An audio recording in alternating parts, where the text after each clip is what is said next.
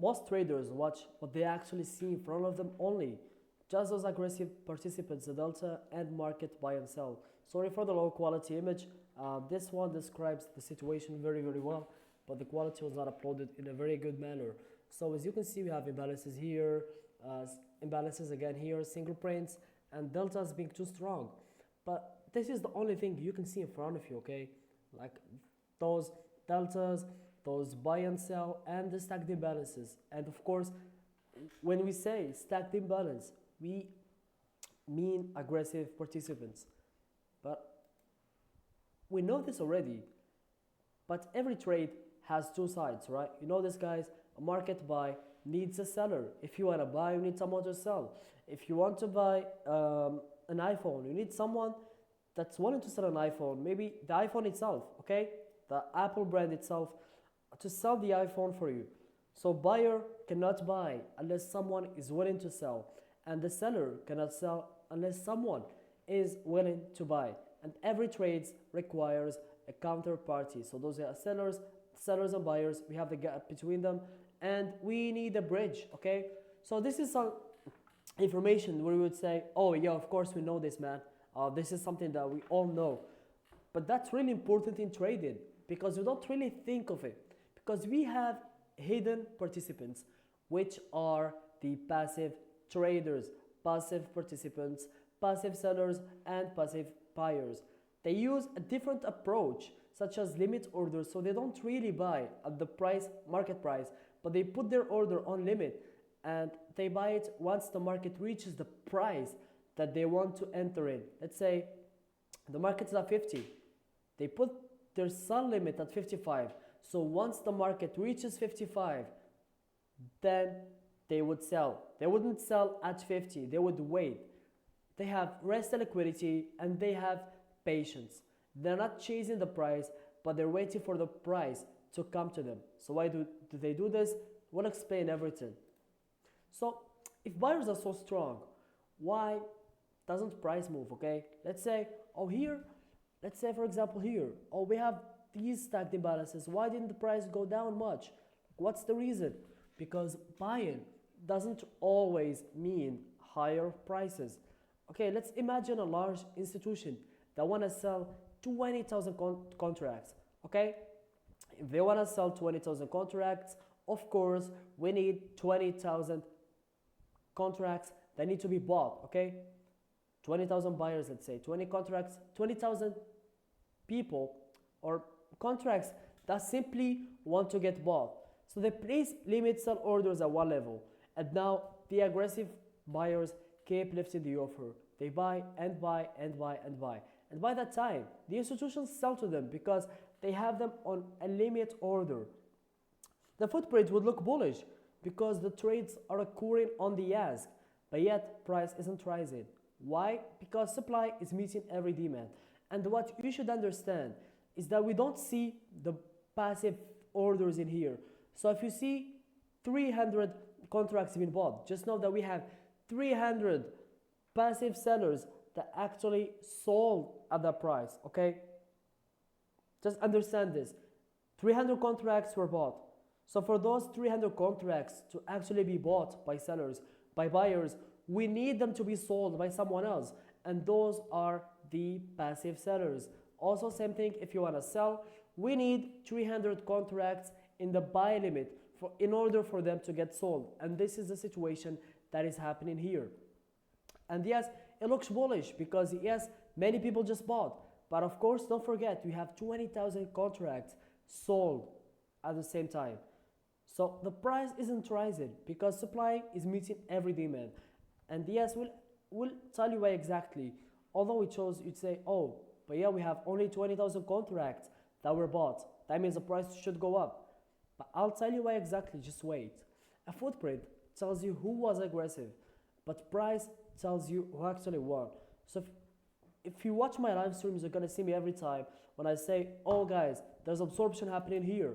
You're gonna see movement. You're gonna see price moving slowly. Let's imagine each one is a tick. So the price moves from 0.5, 0.25, 0.75, and you have 500, 600, 1,000 people, and the whole candlesticks volume is like 2K. what I wait for is the price to actually move. If it moves up, next candle is green. Okay, we keep the candle and then it goes up to be green. Then next candle, I buy immediately. If it goes out down, red candle, and then we leave that zone, I immediately sell. Because the aggressive buyers cannot push price anymore, and the aggressive sellers cannot push price down anymore. If, of course, aggressive buyers cannot push price higher anymore. If the candlestick managed to go down, the price moves down, and there's something stronger that is opposing them, and that is often passive absorption. So people will keep buying, but we have absorption, we have passive sellers that keep selling to them every single time, and that's how absorption occurs every single time in the market. So how does absorption work? We have aggressive buyers that want to keep buying, then we have passive sellers that keep filling them. So whatever you want to buy, I can sell it to you. You want to buy 20K contracts, I have them all, I can sell them to you, it's all right. So every order the aggressive buyers made is being absorbed by the passive sellers. That's how it works. And same thing, every order the aggressive seller makes is being absorbed by the passive buyer. So what actually moves price? Price only moves when liquidity runs out, okay? So I have 300 contracts bought, only 200 being sold. The liquidity ran out, okay? So there is clearly someone who's stronger, but no, it doesn't work like that. It's not because buyers and sellers are putting effort and they're on a competition, but rather when liquidity runs out and is all consumed. So everyone bought, everyone sold at that level, no one's giving more orders. That's when price looks for alternative price to find new liquidity and mostly attracted to the limit orders. So always go where those limit orders are sitting, and then we have aggressive people that do the same job every single time again. So this is basically how price moves. The passive sellers do the actual job. So it's going to be so complicated to cover the whole thing in one video. I'll try to make another video tomorrow so you can understand this well. But let's have a quick summary of everything. Let's go back here. Here. Okay, so imagine a large institution wants to sell 20K contracts, okay? So they want to sell 20K, but what we see is people buying. That's all we see, because the contracts they buy are contracts that were sold by someone else. So just understand it this way. So we don't really see that here. That means those are stronger. We also have another place where people are strong, and those are the passive sellers that we don't see. So we don't see them here. Here we only see the market orders. We don't see the institutionals, the passive sellers being executed in the market. That's what we don't see. So the price, the footprint looks bullish. So every time they buy, the institution sells to them, and every time they sell, the institutions buy from them. And the footprint looks bullish because the trades are occurring on the ask, and yet price isn't rising because simply their supply is being met by demand. That's all. And then the price will look for alternative prices to go up, okay? So it's gonna look for alternative prices because the liquidity simply ran out. Everyone bought, everyone sold at that level. We had 300 limit contracts and we had 350 aggressive buyers. That's what the price will move. But when we have 300 passive contracts, 300 limit orders, passive contracts, and 300 aggressive contracts, that's when the price will actually be all running out, be all consumed. Liquidity is all consumed. So 300 and 300, they all bought together, they all sold together. We need alternative price. And that's how it works, ladies and gentlemen.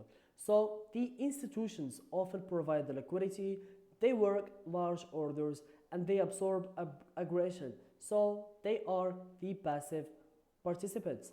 Their main goal in doing this is to minimize market impact. So I hope this video was helpful. I'll keep mostly more series because this is a very, very complex topic to talk about. And please do let me know in the comment section if you got any question. So this was Ethan from Order Flow with Ethan, and I'll see you in the next video. Goodbye.